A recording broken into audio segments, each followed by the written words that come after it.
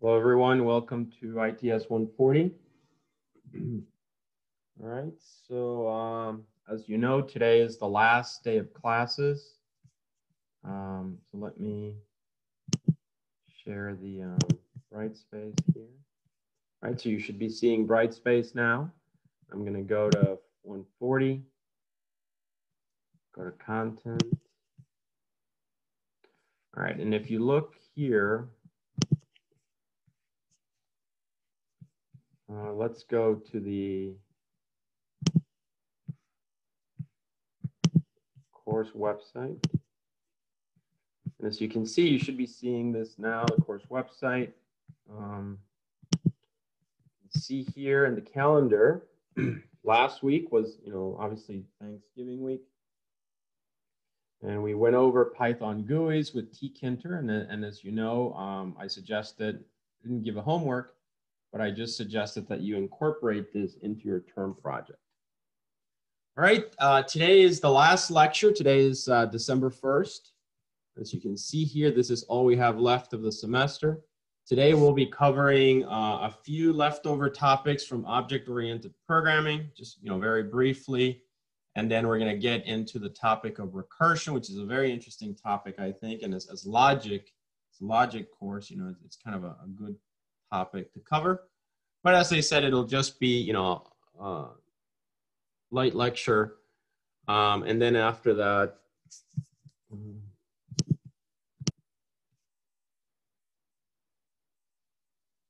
you guys cannot hear me? Can anyone hear me? Guys, I'm getting okay, so some people are saying that they can.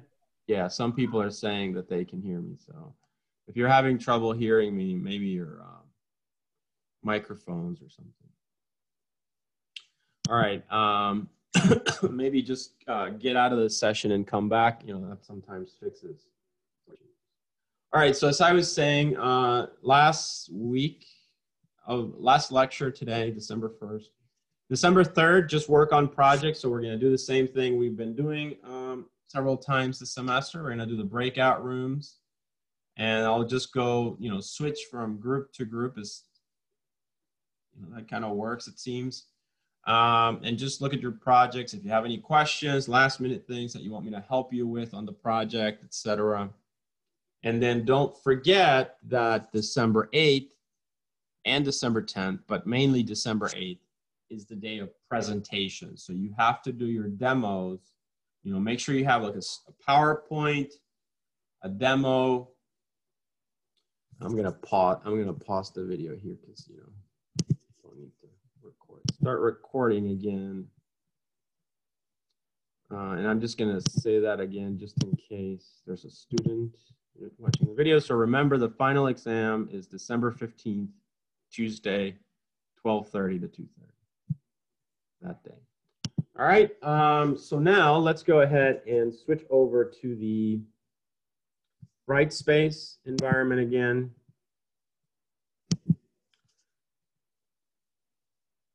Okay.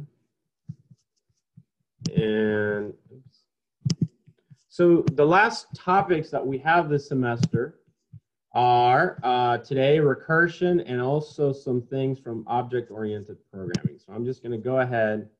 And I know I did chapter 10 already, so then just chapter 11 should be the last one.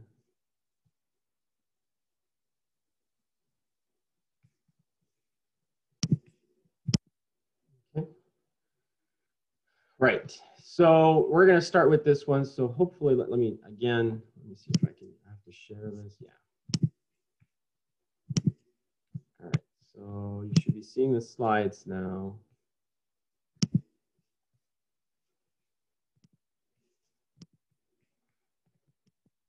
So much sharing. All right, so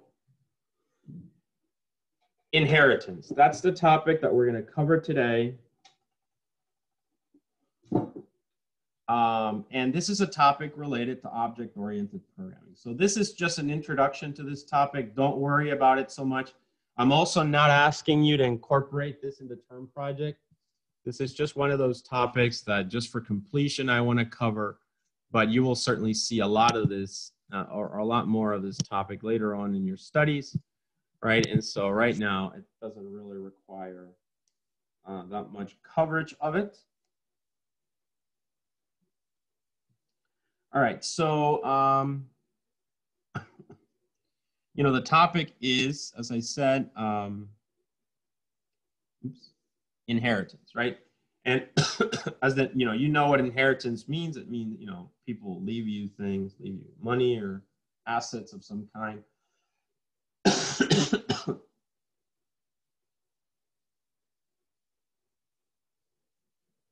Okay, so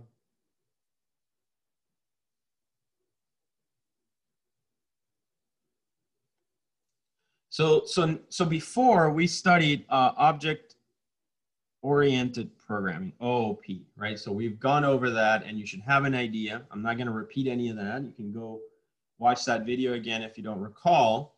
So within that area of OOP, there's the topic of inheritance, okay? And it's just, it's a concept, again. It's another level of abstraction that helps to make your programming a little bit more efficient. So in fact, we will cover inheritance and something else called polymorphism. Right now, I'll just discuss these two topics, as I said, very lightly. We're not going to do any coding on these, but they will be on the exam as topics. So first of all, let's think of the idea of inheritance. So in the real world, many objects are a specialized version of more general objects, okay? So an example, grasshoppers and bees, right? Grasshoppers and bees. Remember, these are all abstract concepts as you start to develop programs, right? So are all specialized types of insects. So the idea is that in object-oriented programming, you could create a class called insect, right? Just like we defined a class last week or a couple of weeks ago. And then within that, you can later on define a class called bees. But by the way, bees is really it's associated, it's a specialized type of insect, right? It's associated. So therefore, we do something in the code to say that class B is actually a subclass, and this is sometimes referred to as subclassing as well. It's a subclass of insect, okay? And so insect then has some properties that bees can actually inherit, all right? And so that's really, that's really like the main idea of all of this is that concept, and I think it's pretty clear, but it's actually very useful.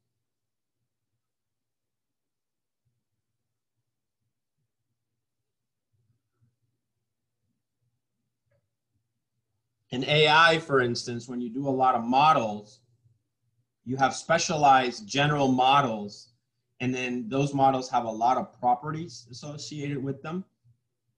But then when you create a specific model, you can say that you create that class of a specific model, and that specific model inherits the properties of the general model, which was built for a lot of cases. And so therefore, it saves you a ton of time in programming, because it makes your programming, a lot of code it's reusable, and so it makes your life a lot easier.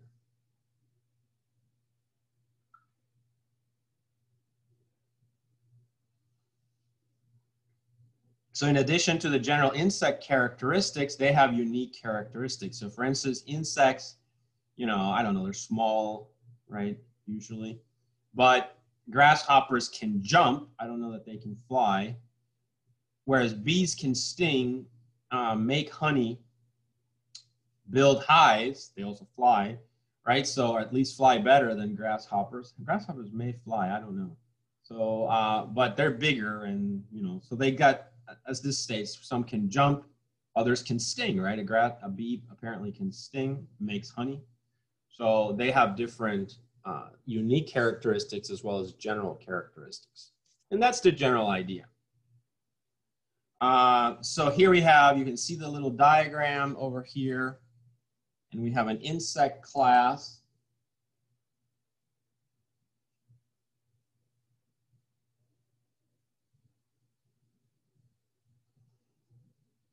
So the all insects have, all insects have certain characteristics, but then you have the specific ones. In addition to the common insect characteristics, the grasshopper has its own unique characteristics, such as the ability to jump. So how does that translate into coding? It translates because, let's say to jump, that grasshopper would need to have certain variables, right, that the bee does not need to have. And it'll have certain functions about calculating jumping, and then the impact of coming back to the ground, gravity, in some way, all that, the force, the amount of energy to jump, all those things would be specialized variables and functions that the bee may not have. However, they will have in common certain other things, like they live on Earth, they breathe air, probably, those kinds of things. I'm sure they breathe air. All right, so basically then inheritance and the is a relationship. All right, so that's the idea. There's a relationship between two objects. So, is a relationship between, A and B, let's say, if this is A and this is B. So the is a relationship exists when one object is a specialized version of another object. Specialized objects a specialized object has all the characteristics of the general object plus unique characteristics. So a good example, a rectangle is a shape, a daisy is a flower. So you could create then, if you were doing, this one really is more intuitive, I guess, for computers. Obviously, you saw last week, right? We were doing computer graphics with Kinter to create those menus and buttons and things. So that's a good example. What we were doing back then, all those things were in general called widgets.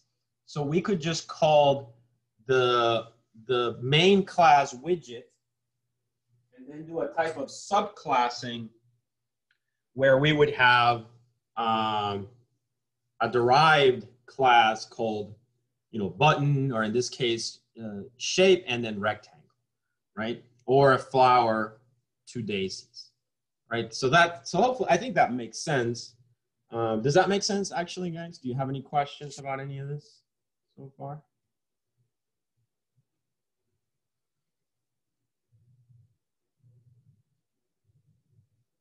All right, so it doesn't seem like there's any questions. As I said, I think it's pretty straightforward.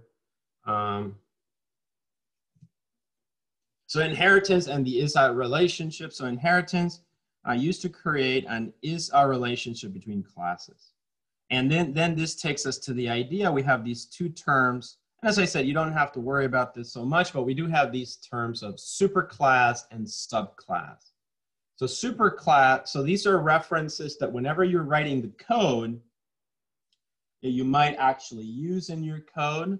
So the superclass is the base class, right?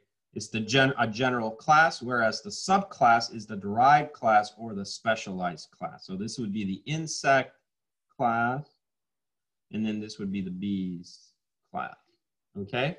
So that's really the idea.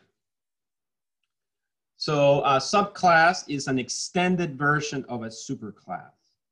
It inherits the attributes, which are the variables, and the methods, right, which are the functions of the superclass. But new attributes and new methods can also be added, right? And that's really one of the advantages of this idea.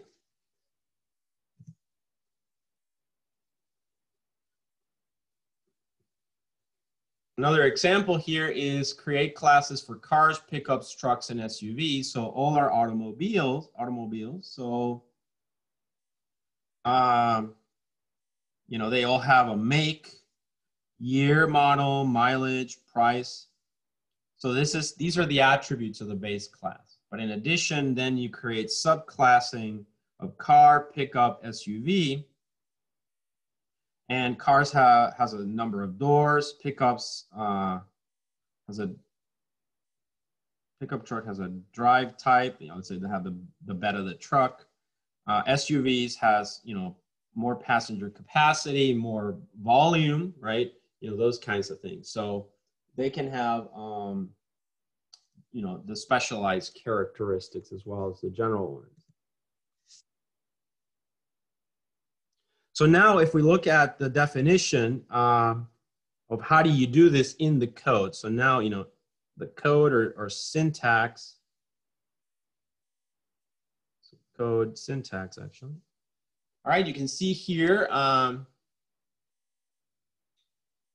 when in a class definition of a subclass, so if you want to indicate inheritance, so to indicate inheritance, okay, to indicate inheritance, the superclass name is placed in parentheses after the subclass name. So if you remember last week, we did class, and then we did, let's say we did car, just like that, right?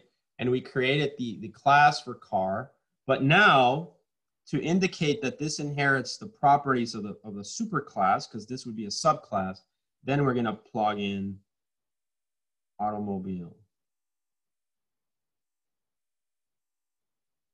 Okay, and so that gives us the way to add inheritance in there. And this is very common in your code, in your object-oriented programming code. This is something that you would in fact use. So the superclass name is placed in parentheses after the subclass name, as can be seen here. The initializer method of a subclass calls the initializer method of the superclass, and then initializes the unique data attributes of both. Right? Add method definitions for unique methods, you can do that, and also unique attributes as well. Right, so that's what this says. So, you know, the initializer method of a subclass calls the initializer method of the superclass, and that superclass method would initialize everything of the superclass. And then it'll initialize, and then after that, the subclass will continue with its own to initialize its own unique attributes and methods. Okay. Now there is this idea of inheritance in UML diagrams. We're not going to cover this, so I don't want to get into too much with inheritance. But basically, this just kind of shows how to diagram it. So show inheritance by drawing a line with an open arrowhead from subclass to superclass. And you can see that there. So we have basically the automobile superclass, right? And it's got, you know, the attributes and methods, and then these are the subclasses for subclassing. You know, car, truck, SUV, and so on.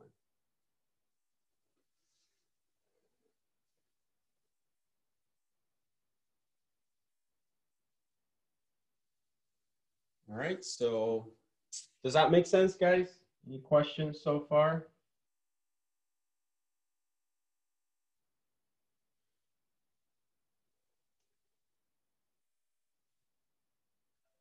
All right, so let's continue then.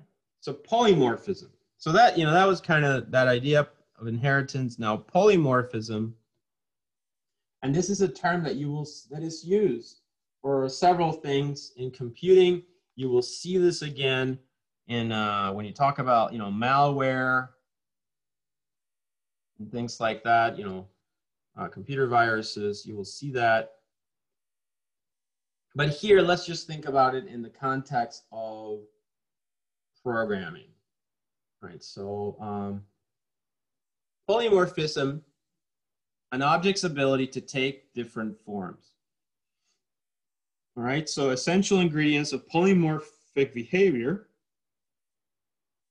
is usually, that's what usually what it means, that it can change. It's the ability to define a method. It's the ability to define a method in a superclass, right? And override it in a subclass. The subclass defines methods, the method with the same name, and that's basically the idea. So it's like you have a superclass, and maybe the superclass is about flying. So you have a method flying in the superclass because it's, aviation. But then helicopter, which is a specific type of flying machine which is a subclass, can take that function flying, but basically it has the ability to define a method that's in a superclass and override it in this subclass. So the subclass defines method with the same name though, flying, okay? And that's called polymorphism. That's a good example of that. The ability to call the correct version of the overridden method depending on the type of object that called for it, right? So that's another way. So depending on the object that called it, you can either use the superclass version or the subclass version. So as you can see, that starts to get a little bit complicated. However, it does work because depending on the object, you can determine which function to use.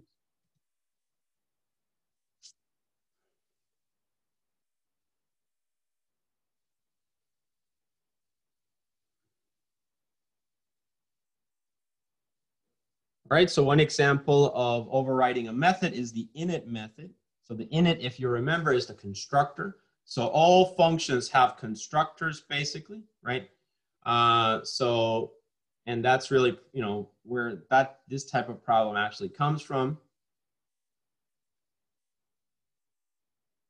So you can have an init in the superclass and the subclass basically. And this can be done for any other method as well.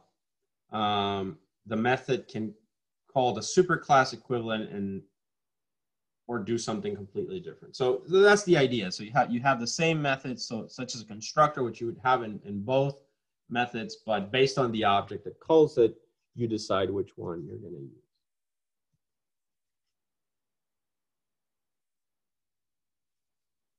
And yeah, polymorphism just adds more flexibility when designing programs because you can use the same name.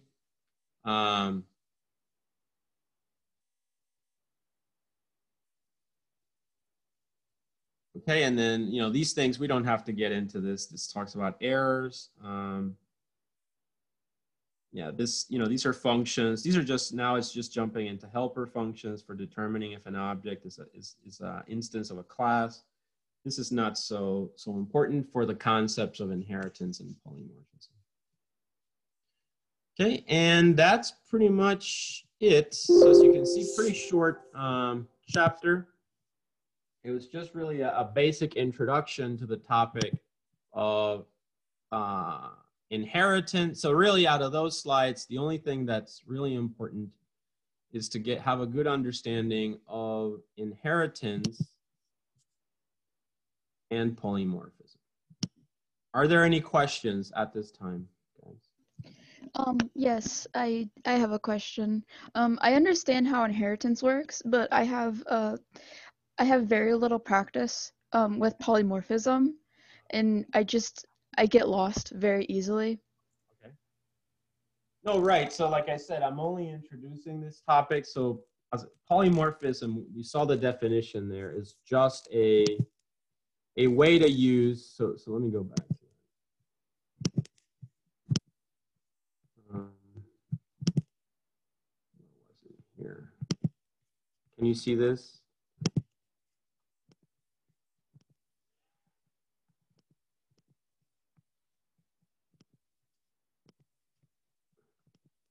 Right, so it's basically this, the ability to define a method in a superclass and override it in a subclass.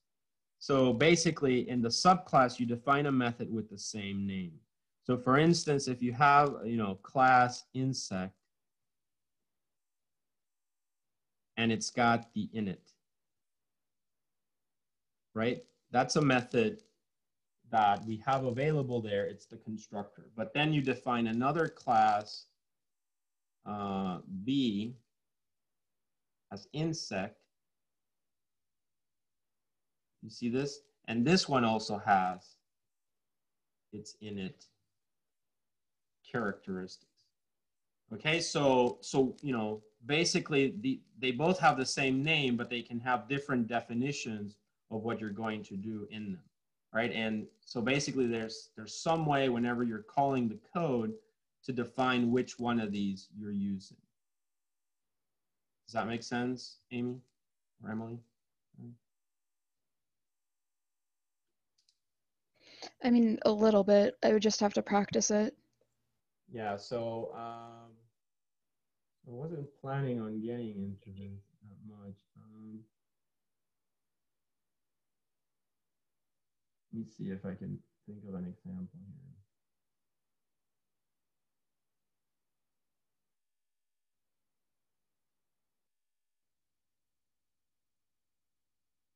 here. Okay.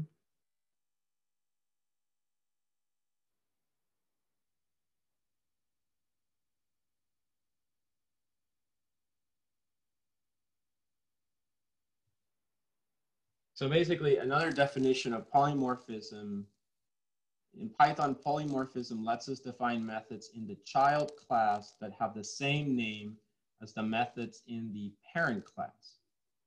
Okay, so in inheritance, the child class inherits the methods from the parent class. However, it is possible to modify a method in a child class that it has inherited from the parent class. And this is particularly useful in cases where the method inherited from the parent class doesn't quite fit the child class.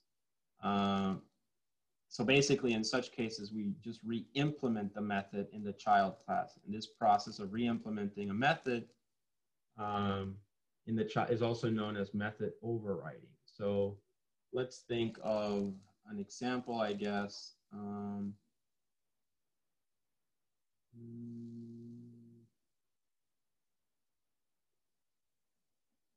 So let's do.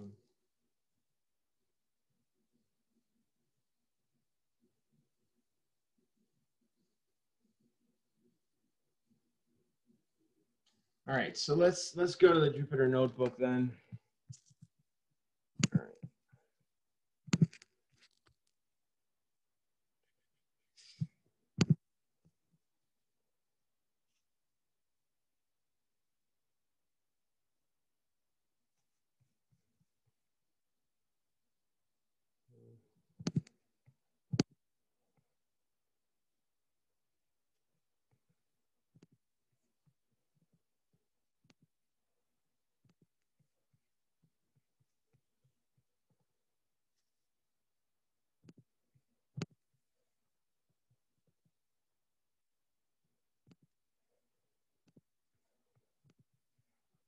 All right, so here's the Jupyter Notebook. And so let's think about this a little bit.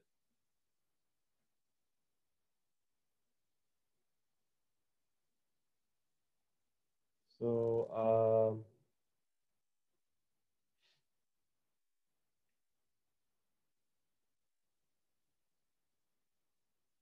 all right, so let's think of one simple example of this. One before we jump into the idea of object-oriented programming. Let's just think of built-in or inbuilt polymorphic functions. So one very popular one actually is print. Right? If you think, you probably haven't thought about print before, but if you think about print, let's think of the inputs that it can take. It can take length,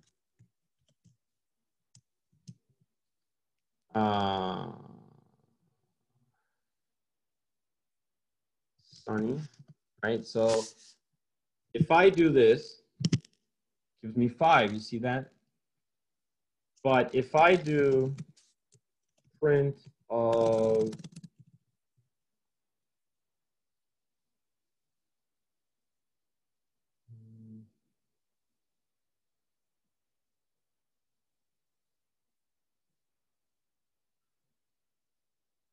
and actually, sorry, so the thing that that is polymorphic here is not the print statement, but the length statement. So if I do here, because this takes a number, but if you look at length, the length function here it takes a string, you see that? Whereas here it takes something else, for instance, a list. And I'm gonna give it a list intentionally of numbers, so. All right, so let's run this one. You see that? So that's polymorphism right there. Do you understand why it's polymorphism?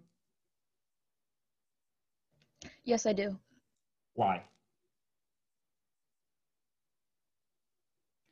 Because you are switching the what length takes from a string to a list. Wait, what? Hello? Sorry, it's switching the,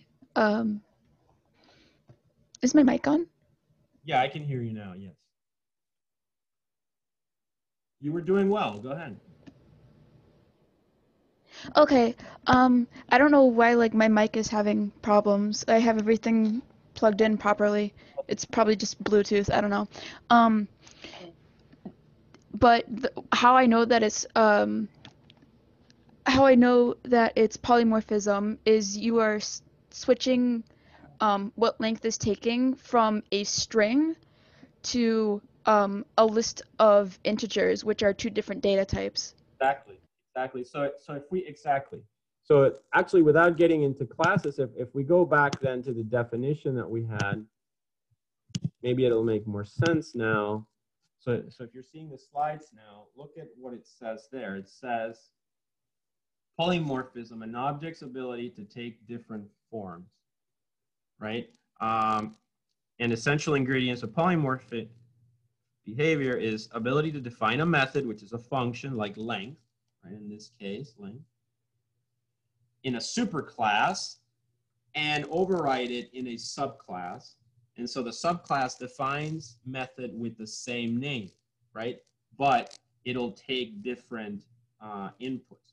So the ability to call the correct version of overridden method depending on the type of object that called for it. Exactly. So if you think now, we go back to the Jupyter Notebook. Yeah, I have to say, like, it makes a lot more sense now. It's the reason why the reason why I have some like difficulty understanding polymorphism is, for example, using the length function. Since we can't actually, well, in this view on the Jupyter Notebook, we don't actually see the code of that superclass. Yeah. No, I understand. My brain gets confused, and it's like you just have to look up what that Exactly. That makes function sense. does.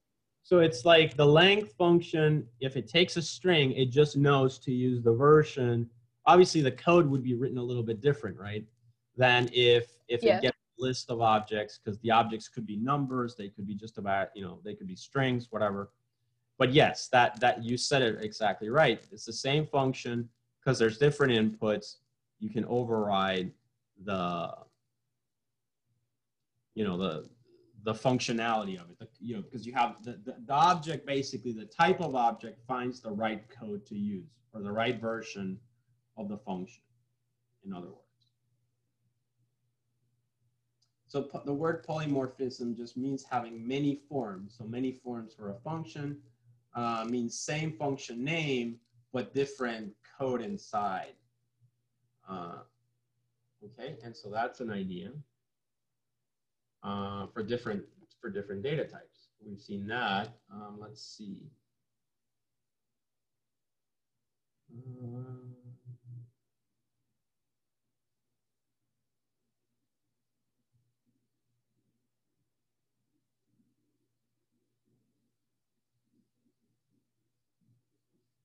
All right, so let's do one with class methods just for total completion here. So let's say we're going to use two different class types in the same way. Okay.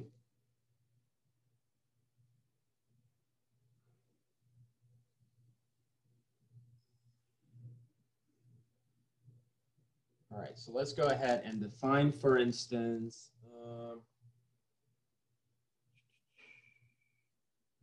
let's see, what can we do?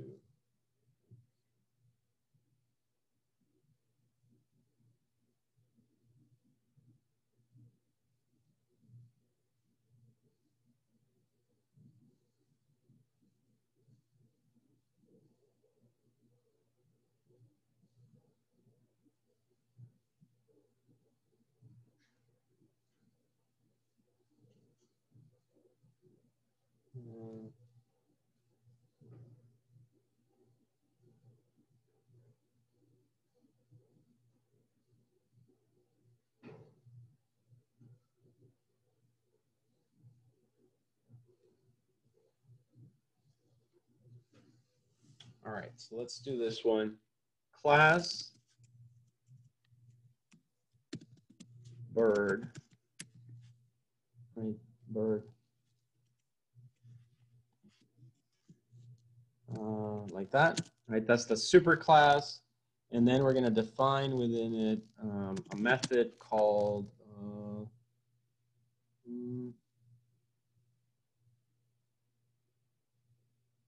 fly.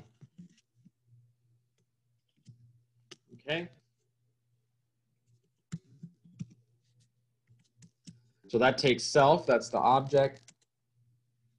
And then we're going to do print. And this just symbolizes, you know, the code that would go inside this function. So we're just going to have a print statement. All right, so, you know, bird, you know,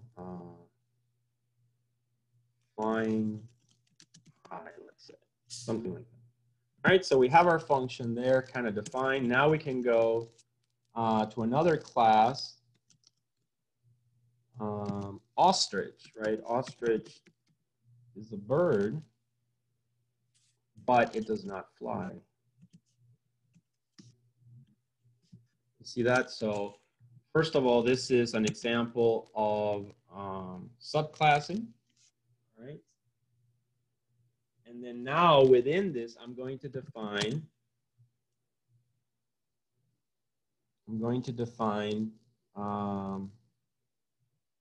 the same function. So I'm going to define fly. Okay, define fly. And then this takes self. Oops. Okay, and then this function fly in ostrich, I'm going to do a print statement. And we're just going to say ostriches cannot fly.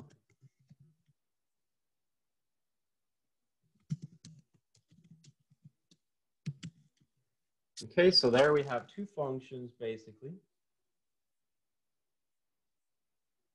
So here in this example, polymorphism lets us define methods in the child class that have the same name as methods in the parent class. Okay? In inheritance, the child class inherits the methods from the parent class. However, it is possible to modify a method in a child class that it has inherited from the parent class. And this is particularly useful in cases where the method inherited from the parent class doesn't quite fit the child class, right? And this is a perfect example of that. And in such cases, we are re-implementing the method in the child class. And this process of re-implementing it, you know, is basically also known as overriding. So this is an example of that. But just like before, where we had the length, right, and that took different objects, we can also do this approach here, right? So now we can because really, if we go back to the slides again, and if we think about this definition, you guys should be seeing the slides. If you think about the definition of polymorphism in general, think about it again. It says, such a mess in here.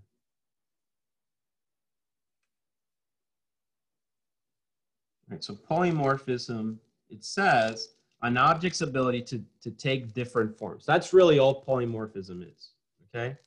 But essential ingredients of polymorphic behavior, right? So it's an ability to define a method in a superclass and override it in a subclass. And that's really what we're doing in this example, and it's method overriding, right? So the subclass defines method with the same name.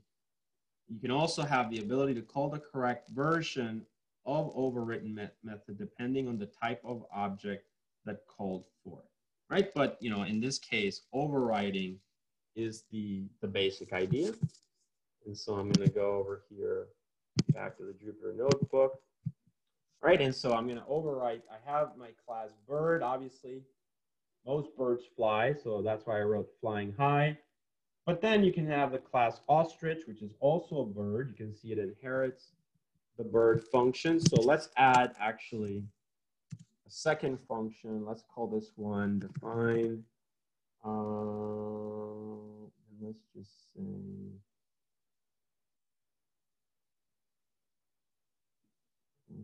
what else do birds do?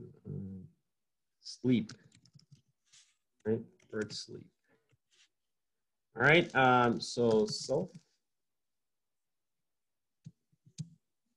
and then I'm just gonna do print.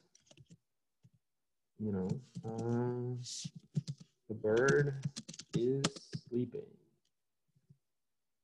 Okay. All right, so I have two functions there.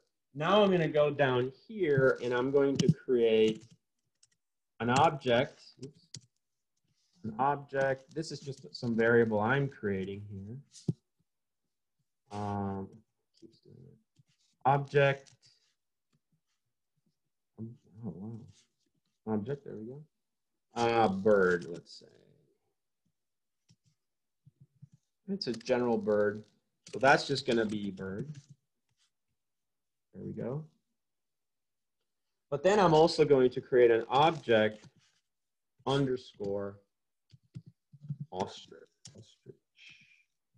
And this one is going to be I declare that with lowercase, so ostrich.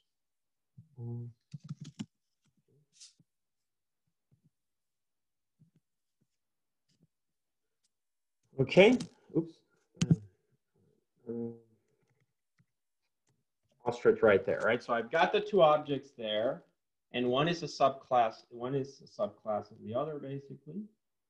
And so now what do I want to do? I want to print out the methods, right? So I'm going to do first, let's do object bird. And I'm going to call the function fly. I'm also going to call the function sleep. And I'm going to call the functions ostrich. Sorry. Ostrich, we have fly, but it's a different fly, right? So we would expect a different output. And then we're going to call the object ostrich dot. What else does ostrich have? Are we out of methods?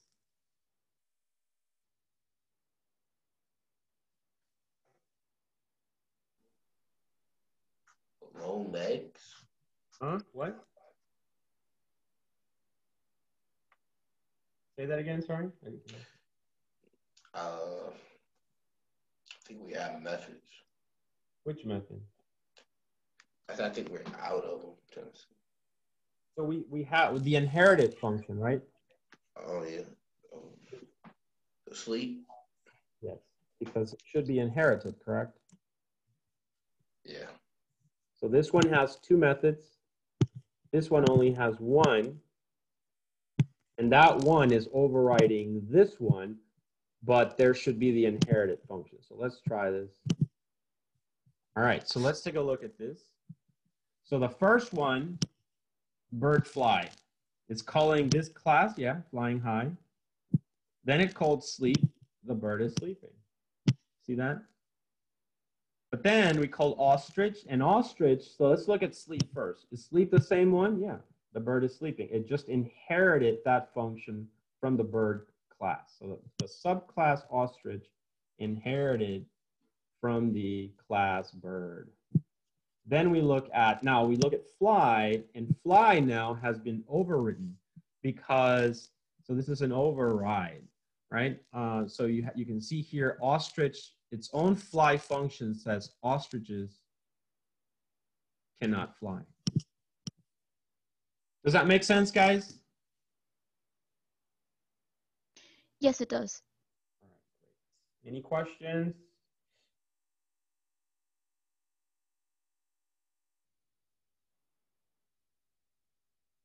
All right, seems like there's no questions. All right, good. So anyway, so that's sort of the idea with inheritance and polymorphism. As I said, don't worry about this. You know, my concern is really, you know, master, you know, for loops, if statements, arrays, and then, you know, a little bit of the object-oriented programming. You're now been introduced to subclassing, so that's good, and polymorphism, which I think it's an advanced topic, actually. I don't expect you guys to be writing a lot of code with polymorphism in it anytime soon, right? So that's not something you'd probably even think about initially. But it's certainly something that as you start using other classes, so that's usually when it becomes important, is when you start using classes from other people, then you really start using these concepts.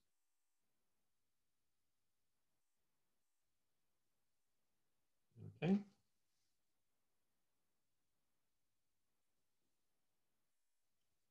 All right, so that concludes then our discussion on all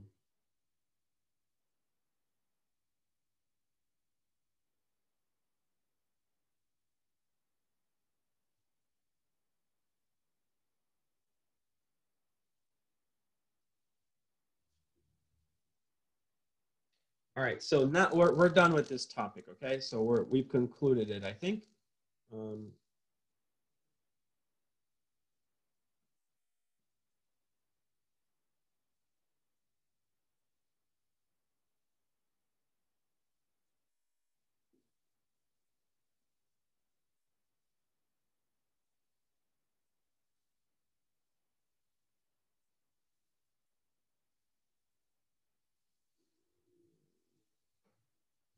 All right, so now let's move on to another topic, which is going to be the very last topic we're going to cover this semester. So let's go back to the bright space if I can find it.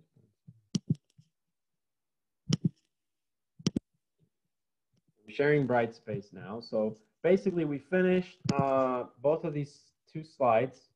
We did an example. Hopefully that made sense. As I said, it's probably the most advanced topic in this course. And then we've covered GUIs already. So I just kind of skipped a little bit ahead last Tuesday. And then now, finally, this topic, advanced array topics, I'm not sorting arrays, sorting and search arrays. I showed you guys how to do this already when we were looking for the maximum number, the lowest number. I don't really want to, you know, you'll take a lot of data structure classes. Well, you will cover this in a more serious manner. Plus Python, you know, in Python, you don't have to write your code for any of this because all the functions are given. So really, the last topic that we're going to cover today in the time that we have left is this one. I really like this topic. It's called recursion. And it's certainly something that, you know, merits introducing. It's got a lot of interesting applications. Again, it's a data structures type of an approach. In particular, it is very common for searches. Right, so I'm going to switch over to the whiteboard here. So just for a sec before I come back. So recursion is important. So you should be seeing my whiteboard. So I'm writing here recursion. And really, it is used for a lot of things. And I'll provide a definition in a second. But, you know, one of the many applications is it's basically a function calling itself. That's what recursion means. And it's used for searching data structures that look like this. For instance, this is one example.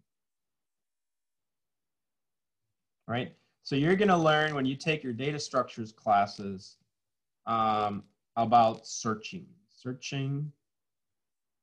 This is called the tree data structure, by the way. Okay. So this is the tree data structure.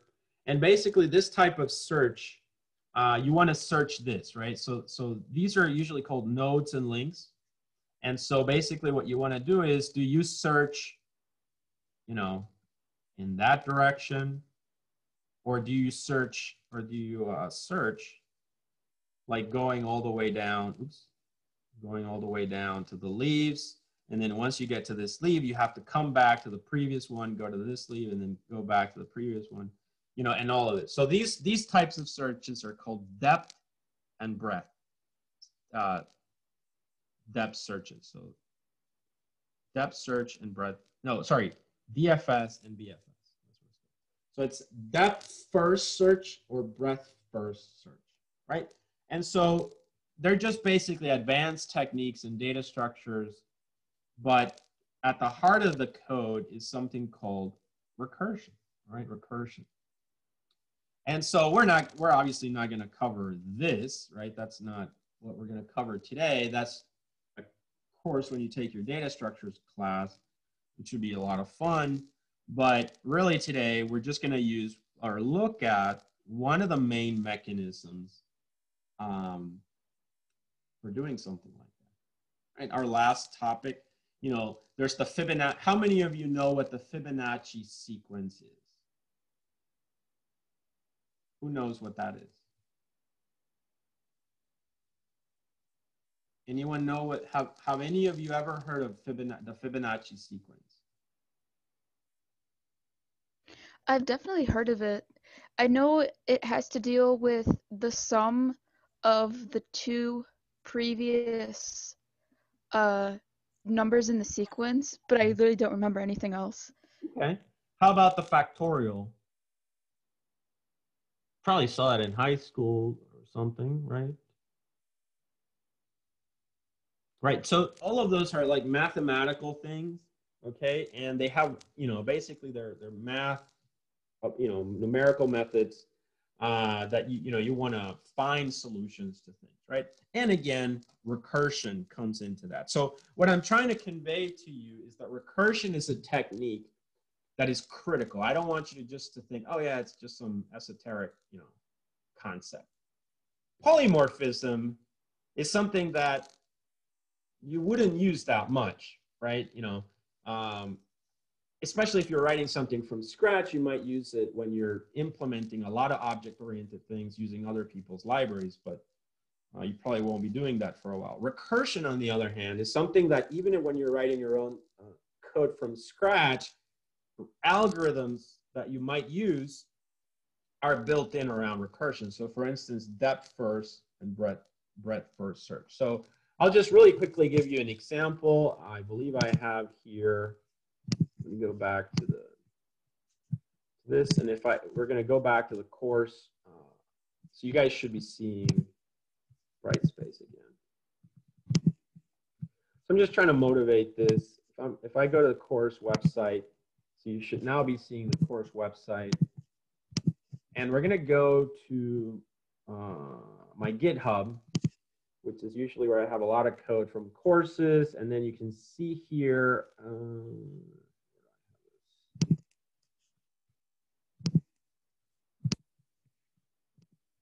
under data structures, yeah, data structures, right? I have some things related, you know, I have a data structures class here, for instance. And you can see here, basically, I have implementations of depth first and breadth first. So you can see here, you know, basically a graph like the one I just drew. And then you can see, you know, here's an example of recursion, right? So this function, how do you know that this function is in fact recursive? Because what is the name of the function here?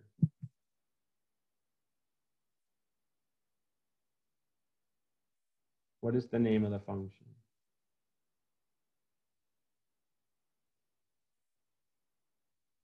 Guys, what's the name of the function? The name of the function is graph_DFS. Exactly. And then what's the name of this here? Self.graph_DFS. Same thing, right? So the function is calling itself. You see that? Mm-hmm. It's calling itself.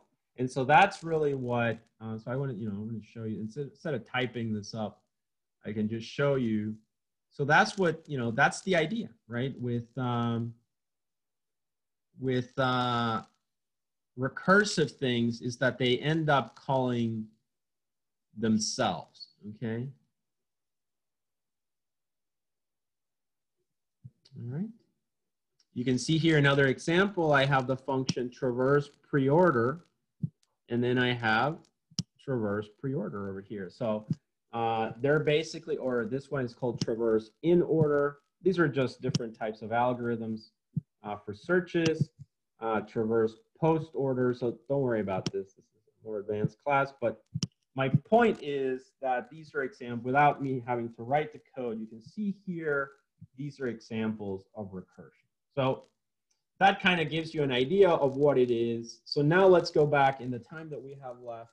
Let's go back to the slides and just kind of take a look at some of the definitions of these concepts. So today we've covered a lot, inheritance, polymorphism, and now recursion. I actually really like this topic.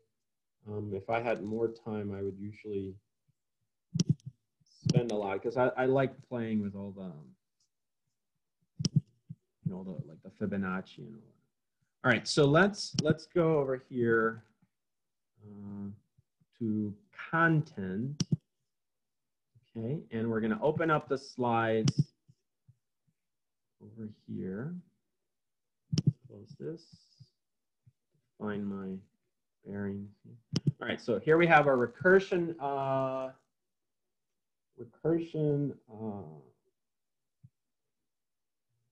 PowerPoint slides. So let's open it.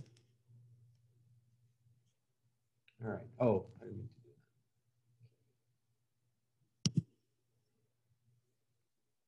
that. Nope, that's not what I want to do.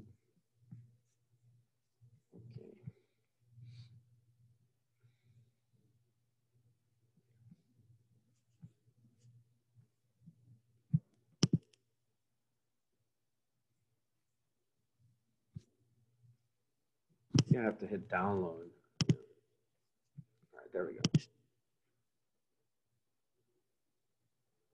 All right, so let's go over. So now, so you should be seeing my slides. I'm going to switch over to the slideshow here. Okay, so you should now be seeing this set of slides. All right, so recursion. So I've given you an example, and I pretty much gave you the definition already. So basically, it's good for solving a lot of problems, right? So really, there's going to be, what you're going to find, as I showed you with that searching, that tree and whatever, that graph, is that there's a certain family of algorithms out there, which are, code, right? So there's a certain family of algorithms out there called recursive algorithms. So that's really, pretty much the idea there. Where you want to solve certain types of problems, and as it turns out, you end up using recursion in those algorithms.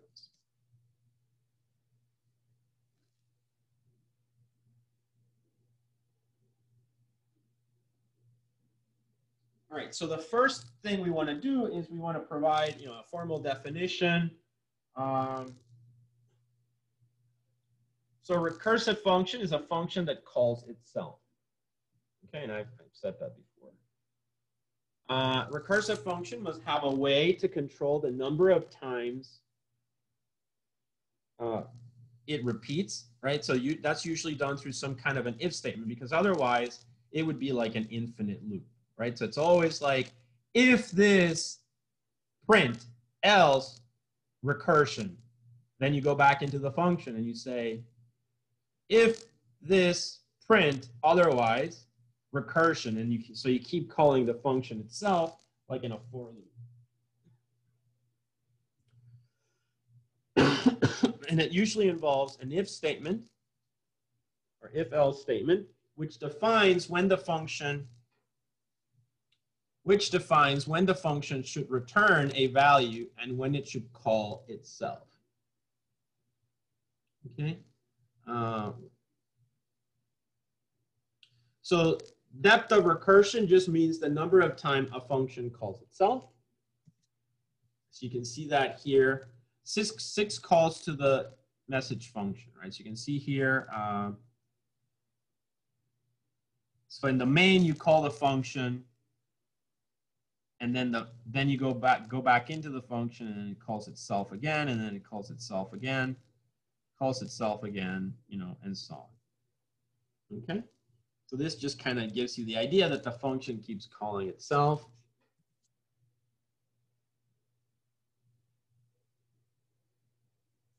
So here's an example of a function.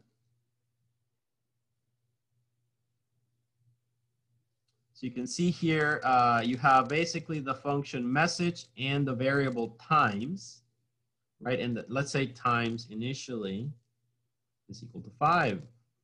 So then what happens? You go into the code. If times greater than 0? Yes, it's 5. Therefore, print, this is a recursive function. Notice here, message and message again. So you call yourself again, but this time the parameter is going to be times minus 1, which will be what? 4. And then you go back into the original function. So now you say, is 4 greater than 0? Yes. Okay, so you go back into message. Now time 4 minus 1 is 3. Go back and you say, is times greater than 0? Yes. Go back into message. Times 3 minus 1 is 2. Go back into message. All right. Times is now 2. So is 2 greater than 0? Yes. Okay. Print the message. Now 2 minus 1 is 1. Go back in, call yourself, and now 1 is 1 greater than 0. Yes. So you go back into message. 1 minus 1 is 0. Go back into message. So now let's look at the last iteration. Currently, times here is 0. Is 0 greater than 0? False. Because this is false, it does not go into the if statement. Therefore, it just finishes and it executes. Does that make sense, guys? Yes, All right. it does. I love recursion. So I'm sitting here like, yes, talk about this. Even though I know everybody else is probably like, what is this? Well, it's definitely the last topic, right? So it's yeah. I'm very sad that this is at the end. Yeah, you know, unfortunately, because this is such an introductory course. So, but you'll see recursion again, and hopefully now everyone in the class has seen this name. And usually this is why I don't just like to give the definition of recursion. Instead, I'm trying to tie this to things that you'll remember, like depth first search, Fibonacci. You know, I'm throwing those words that you should associate with recursion, so you will more easily never forget it. You know, because it's tied to that interesting construct of factorials and searching trees and so on. Right. Absolutely. All that stuff got thrown around at me in my high school programming classes, and my teacher wanted me to do really well because I've always had an interest. So like you talking about this is like, it's triggered everything in my brain where I'm like, oh yeah, I remember that from like 4 years ago. You're starting to remember it. Good. And the great thing about it is that now, as I said, when you take your data structures class, you literally have to do that tree that I showed you, because that's one of the main data structures that you will have to study, queues and all that. And so these algorithms are actually the standard approach, right? So you saw the code that I gave you. You can play with it. If you want to just keep on your own, just play with that code that I showed you on in the video, and that'll, you know, you can play around more with those ideas. But you will certainly now have to use recursion because it's, you know, there's certain algorithms that are written to efficiently do a search. So in industry, wherever you are, if you're doing a search, they will expect you to say, oh yeah, when I do a search, I'm going to do a depth first search or a breadth first search.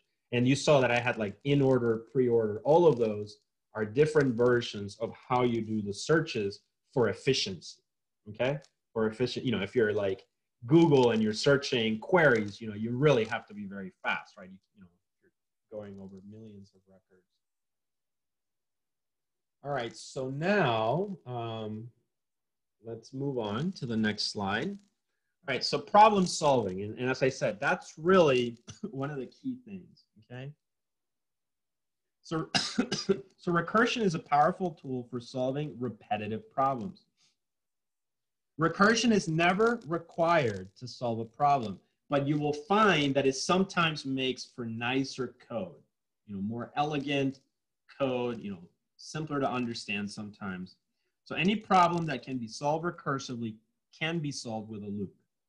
Recursive algorithms use less efficient, recursive algorithms are usually less efficient than iterative ones due to the overhead of each function call. So what that means is that they might be a little bit slower, okay? They might be a little bit slower, but still you'll see that, you know, it's a very standard approach to using them, because with today's very powerful computers, you know, that's almost not as, I mean, you know, it's significant. I don't want to say that it's not, because obviously, you know, when you're writing code, especially if you became like a software engineer, you know, your code has to be fast too. But just keep in mind, it's not such a deal-breaking thing.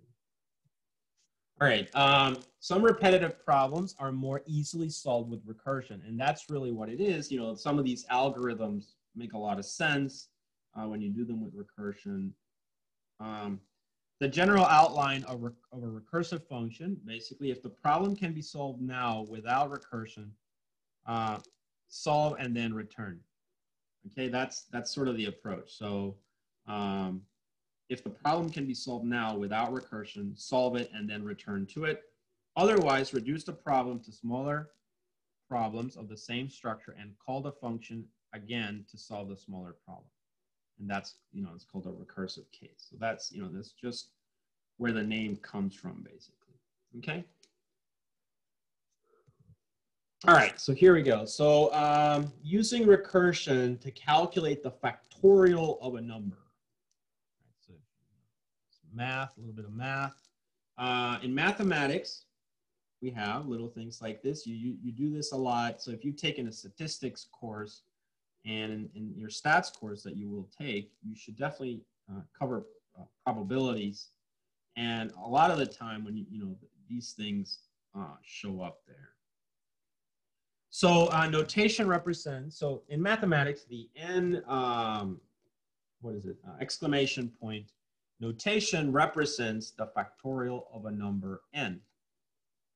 Okay, so here we have, for instance, for n equals 0, then n factorial is 1. For n greater than 0, n factorial is that thing that you see there. So for, let's say, if n is 0, then basically, if n equals 0, then n factorial is 1. But if n is greater than 0, excuse me, if n is greater than 0, then n factorial will be, so let's say n is 5, right? So n is 5. So then n is going to be 1 times 2 times 3 times ... n. So that means this would be 1 times 2. I like to use asterisks instead of the multiplication. All right, 1, 2, 3, 4, 5. There we go. So, and that's the definition of the factorial. So now I've given you this, And I could pretty easily just say, hey guys, go ahead, write the code for this. You see that? And before this lecture, you would probably just say, okay, this is what? Some kind of a for loop, correct? That's what you would probably think. And so you would take that approach. And, you know, as the slide before said, you know, you can do that. Here, however, the above definition lends itself to recursive programming. So certainly something to consider there. Okay, is to do just that. All right, so basically then, we can define a function factorial and then have it call itself. So it sort of follows this idea.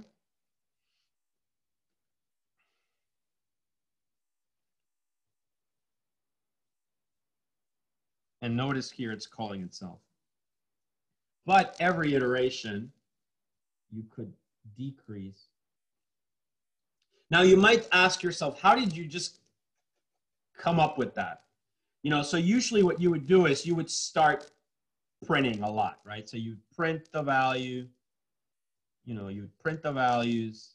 And so what I'm trying to say is, you know, you would do this by trial and error, right? So you know factorial, the initial structure is that you're going to have the function name and then you call it sub, you know that.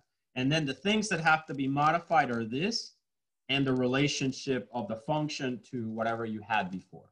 Okay, so that's really the idea there. So here we have the code that we can actually look at for the factorial.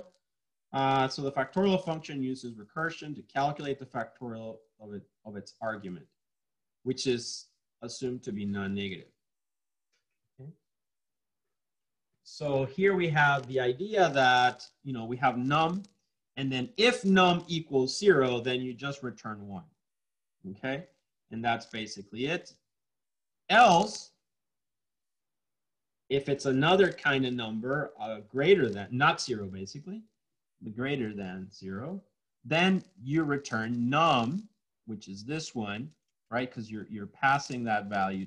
And then recursively, factorial calls itself, but this num is decreased by 1. Do you guys see that?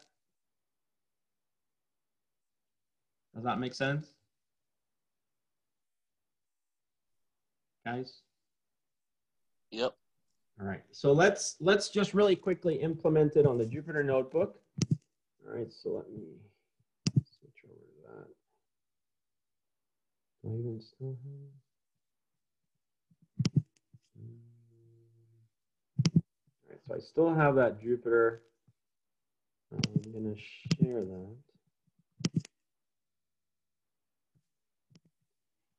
All right, and you guys help me out. So I need to define the function. Right, so I need to do define factorial num, oops, num, and then in here we said if num equals 0, then what was it? Return 1. Else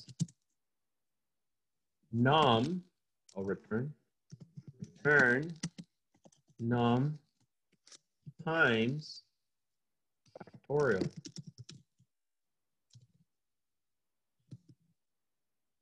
But this time, num minus 1, right? So we're going to decrease. All right, so now let's go ahead and try this out. So I'm going to do print. And then I'm just going to call factorial of 0 first, right? Factorial of 0. Okay, 1. And then 5. What's the factorial of 5?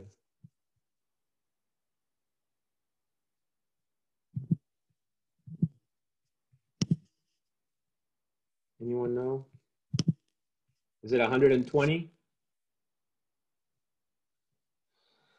would be 2 times 3.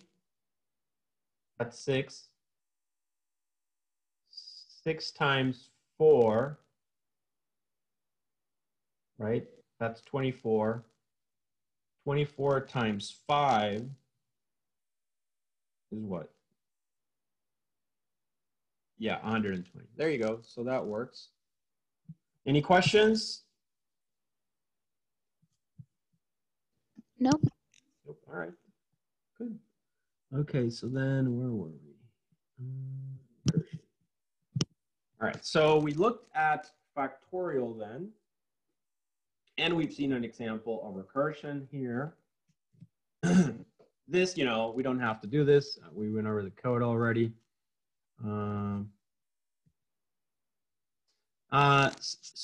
Since each call to the recursive function reduces the problem, eventually it will get to the base case, which does not require recursion, and the recursion will stop, basically. Usually the problem is reduced by making one or more parameters smaller at each function. Basically, each function is returning back to the previous calling function and so on. So that's really the idea. That's why the return, you know, when you finish the last one, it returns instead of jumping because it reaches that 0 value. And so that's it. So here, right? So the number's decreasing every time. When it hits 0, it doesn't go to this one anymore. It goes to that one, and it just returns everything, basically. Right? So this num, so the value would be calculated there. Okay. So let's see.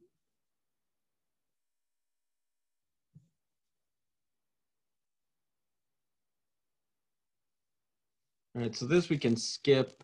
We don't have to worry about that. Let's see what else. Let's just focus on problems here.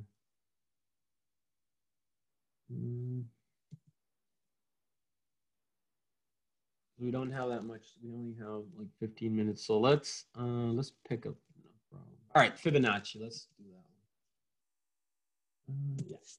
All right. So the Fibonacci sequence, or a Fibonacci series, as it's stated here, has 2 base cases. Okay. So let's think about them. If n is equal to 0, then Fibonacci of n is 0. If n is equal to 1, then the Fibonacci is 1. However, if n is greater than 1, then Fibonacci will be Fibonacci n minus 1 plus Fibonacci n minus 2. Right? So the corresponding function then for this would be the Fibonacci function returns the nth number in the Fibonacci series. All right, so this one also, greatest common divisor, is actually quite fun. Powers of Hanoi, that one we don't have to worry. You'll see that later on. Yeah, so let's just really quickly solve Fibonacci. This one, I'll talk, if I have time, I'll talk a little bit about that. All right, so Fibonacci then, to implement it, you can try to do that in your Jupyter notebook.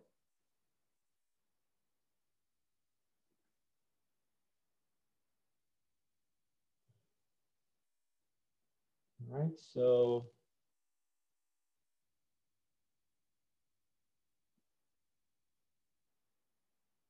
it's got, it's got a whole bunch of properties. So I would strongly recommend, for this, just look this up on Wikipedia.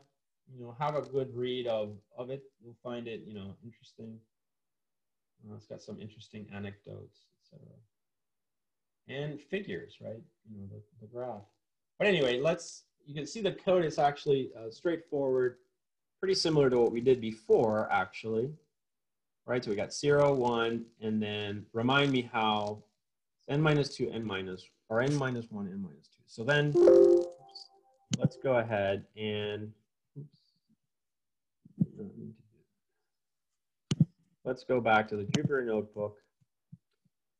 And so we can define the function Fibonacci All right, it takes an n value. And then it says if num equal to 0, this was, what was it? Was it 1?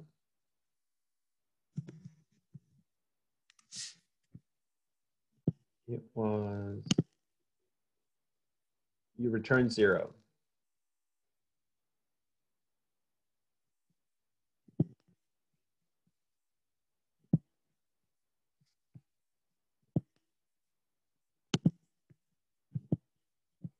All right, so you return 0, elif num equal 1, return 1, else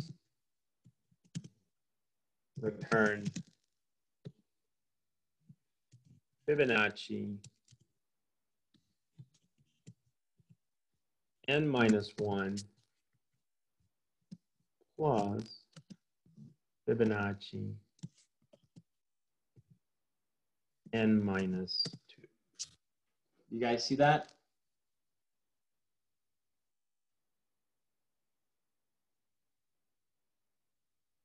All right, so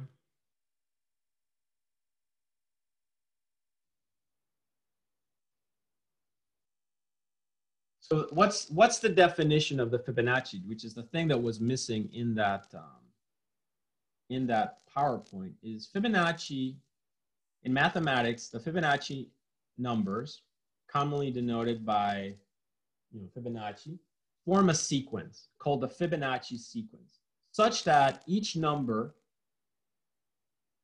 in the sequence basically is the sum of the two preceding ones, starting from 0 and 1, that is. Okay. For n greater than 1. So the beginning of the sequence could be 0, 1. So the next number is 1. So it's 0, 1, 1. Then after that, 0, 1, 1, 1 plus 1 gives you 2, and so on. So the key thing is, so let's write that over here so we don't lose sight of the definition.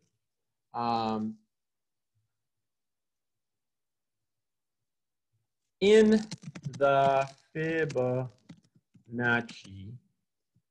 sequence,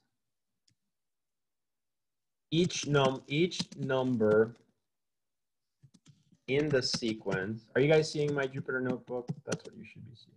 Yes, we are. All right, great. So each number in the sequence is the sum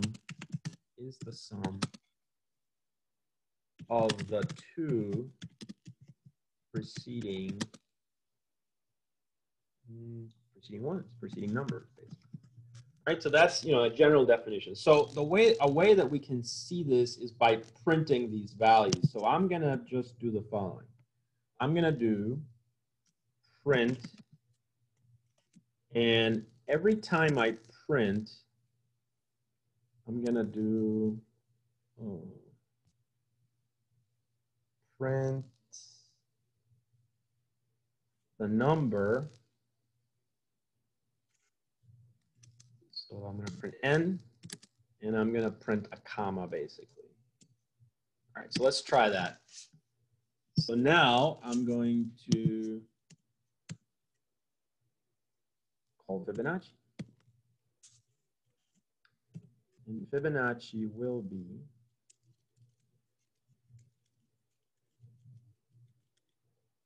let's do Fibonacci of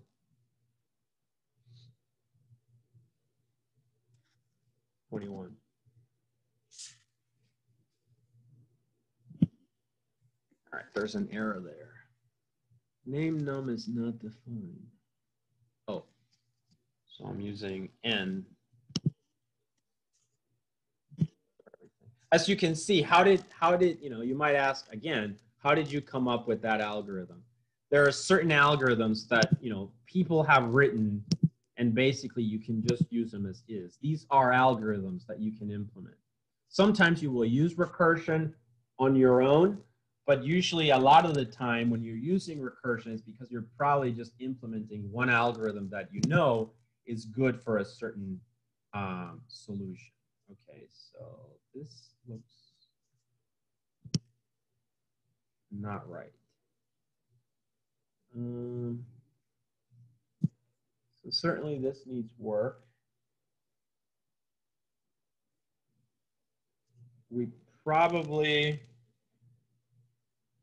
don't need to print every n, maybe. Right? Instead, let's just print this n, because it says the sum of the two previous ones, right? So it kind of makes sense that we're going to print this r, and then we're going to say, you know, return r, obviously. So let's try this approach.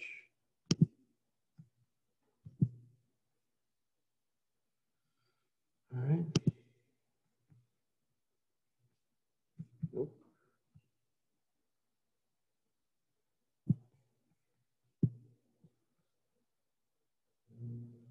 All right. So is that? Let me see if I'm doing this right.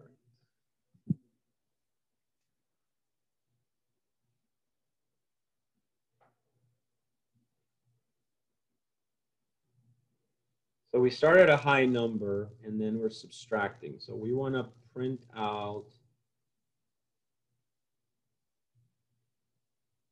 What do you give? You know, what do you give it?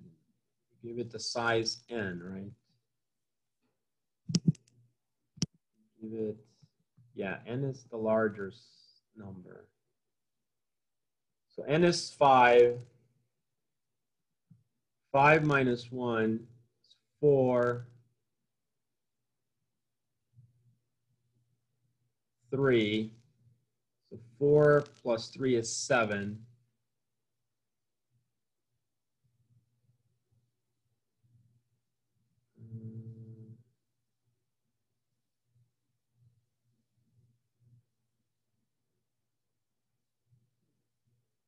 And then it calls the functions again. Right.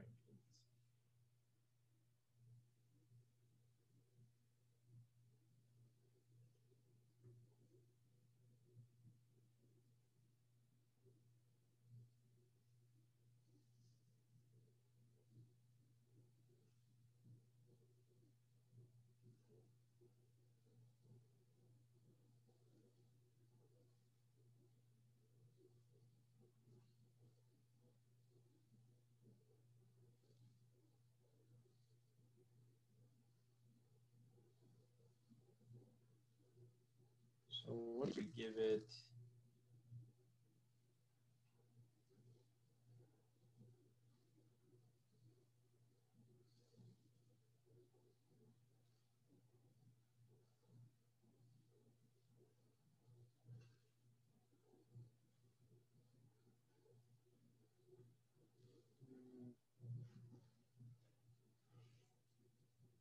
Trying to figure out, this example doesn't quite.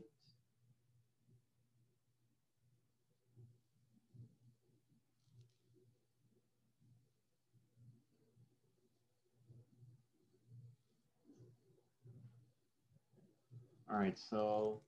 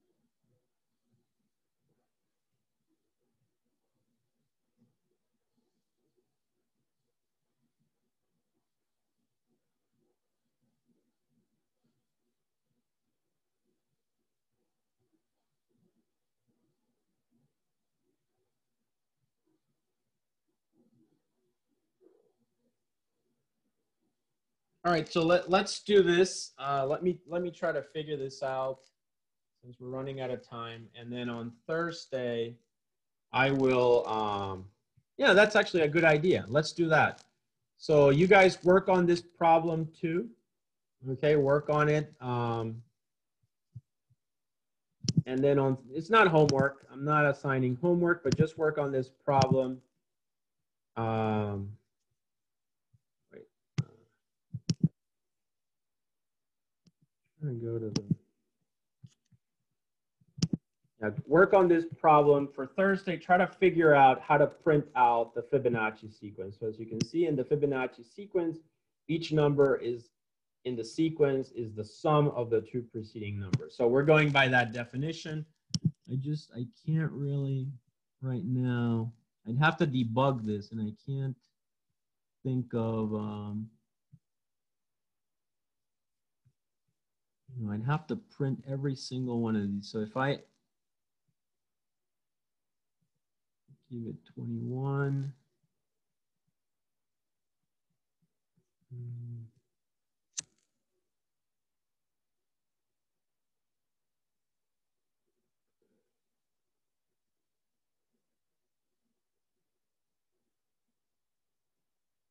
I wonder if it's that I'm just giving, I just need to, let's try a smaller number, like, let's try not 8. Let's try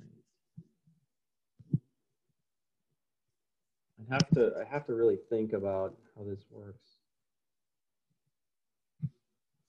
It keeps printing all these numbers. It does 1, 2, 1, 3, 1, 2, 5, 1, 2, 1, 3, 8. I feel that it's probably there. I'm just not, because some of the numbers are, you know, are like 13, right? So, and then it goes to 21. So 21, 13, 5 is there. I'm not sure.